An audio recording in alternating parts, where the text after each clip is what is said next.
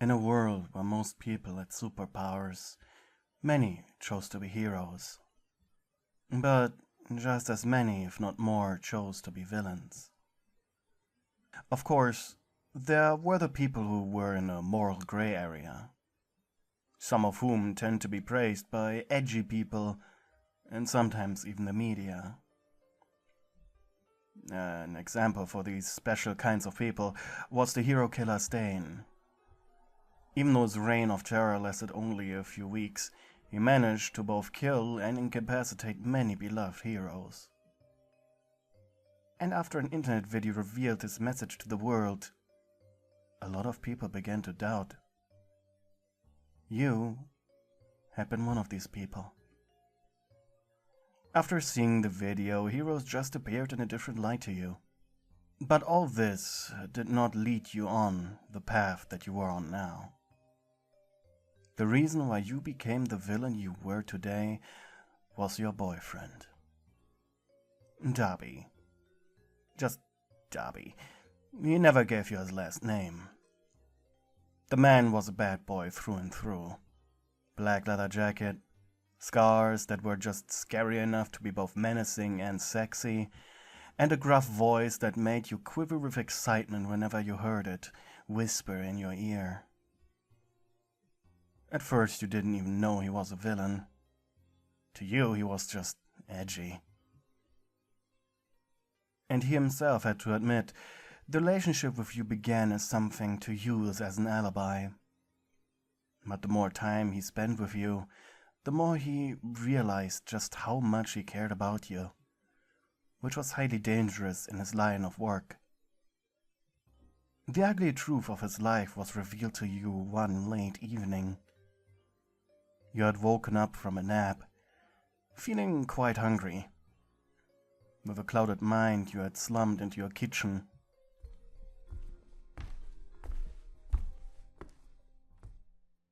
Scrambled eggs were the only thing on your mind.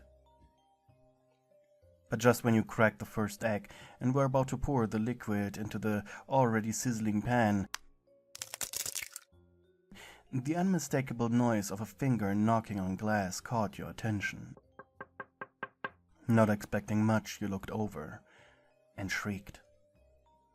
The face of your boyfriend, bloody and bruised, was grinning at you from outside your kitchen window. Your brain immediately went on autopilot, walking you over to him, letting him inside.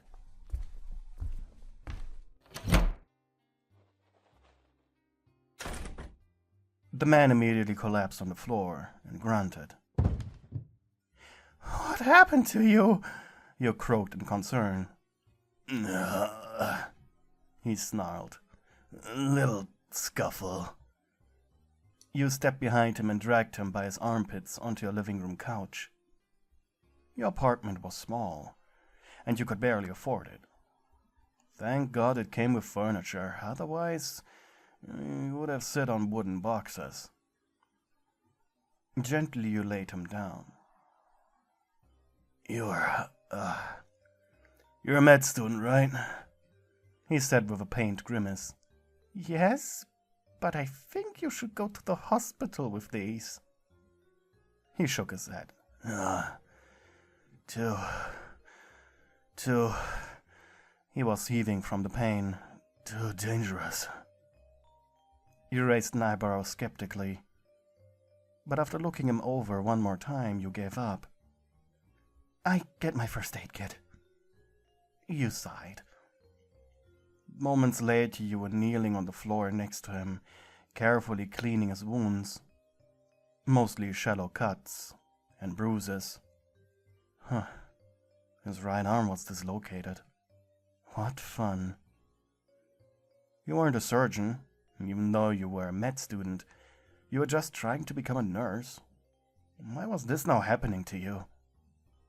"Take your clothes off," you said while prepping a sterile needle and thread. "If you wanted to see me naked, all you needed to do is ask." The death glare you gave him in response almost made him yelp. Almost. "You should be glad I like you." "A lot," was the only thing you said in response. You helped him out of his damaged and bloody clothes. Luckily his chest had not deep lacerations, but some of his wounds did need stitches. Overall, the entire process took 2 agonizing hours. Worst of all, halfway through you really needed to pee, but for him you suppressed the urge. While you were using the bathroom, he admired your work. For shoddy backyard surgery like this, you did a good job. When he did think you over, did it on the bandages, you already felt better. Still in overwhelming pain that any lesser man would cry over, but better. He grabbed a few painkillers from your first aid kit and swallowed them before putting his jacket and pants back on. "So what happened to you?" you shouted from your bathroom. He chuckled, amused. "Huh, do you really have to shout it at each other like that?" he said loudly. "What?" came your answer. He sighed and leaned himself further into your sofa. 4 minutes later, you sat down on your coffee table next to him. With arms crossed and a judgmental look. You glared at him. "Okay, I give up. Remember how we met?" he asked cautiously. "Yes, in the Camino Ward Mall." You smiled at the memory. "We both reached for a can of soda, and our hands touched." He nodded almost eagerly. "Yeah, and how I said, my mom told me that you meet your soulmate not by searching, but by accident." Sighing happily, you closed your eyes and replied, "And then I said that's a weird way of starting a conversation." You both started laughing for a moment, before he continued. Like a kicked puppy, he spoke. "Oh, that was a lie, as you probably guessed by now. Admittedly, I just found you really hot." You bit your lower lip in frustration, but you decided not to interrupt him.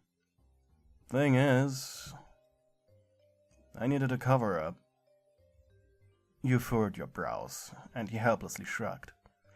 "Look, I'm a villain, all right. I'm the bad guy." He chuckled dismissively. "The bad boy, if you will." Anger rose inside you. You even shed a single tear. "So, all this was nothing to you?" Seeing how this hurt you, he immediately changed his carefree demeanor. No. He sat up straight, exhaling sharply from the pain, but he was determined to show you that he was being serious. "No," he huffed. "I mean it.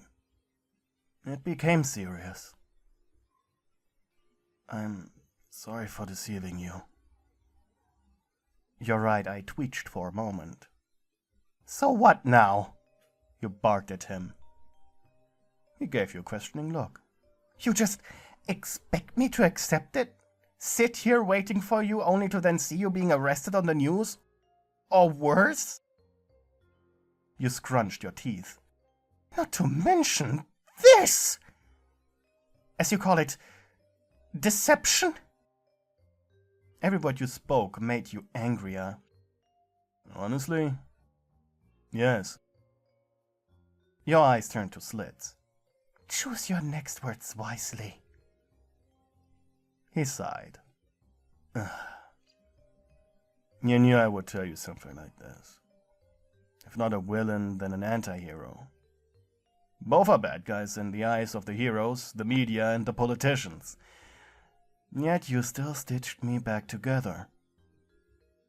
When I told you I'm not going to the hospital, that it's too dangerous, you had made the active choice of being okay with what I just told you." You scoffed. You knew he was right, but you didn't reply. "I'm right, aren't I?" You still said nothing. "Kick me out, then. Say it." Say it and I'm gone. He snickered darkly. It's really offer something like that. What were you thinking, he thought. How about I make this a little more sweet for you? You glance at his face, right into his perfect blue eyes. My group needs a doctor. Well, we do have someone like that, but I mean more active. A medic. Yeah, that's the right word. Someone who does what you just did to me on the fly. What's in it for me? You asked, sounding way too curious. All of our assets. Well, the ones you would absolutely need, of course. Well, stay my girlfriend if you want. And a pay bigger than what you make with your little student job.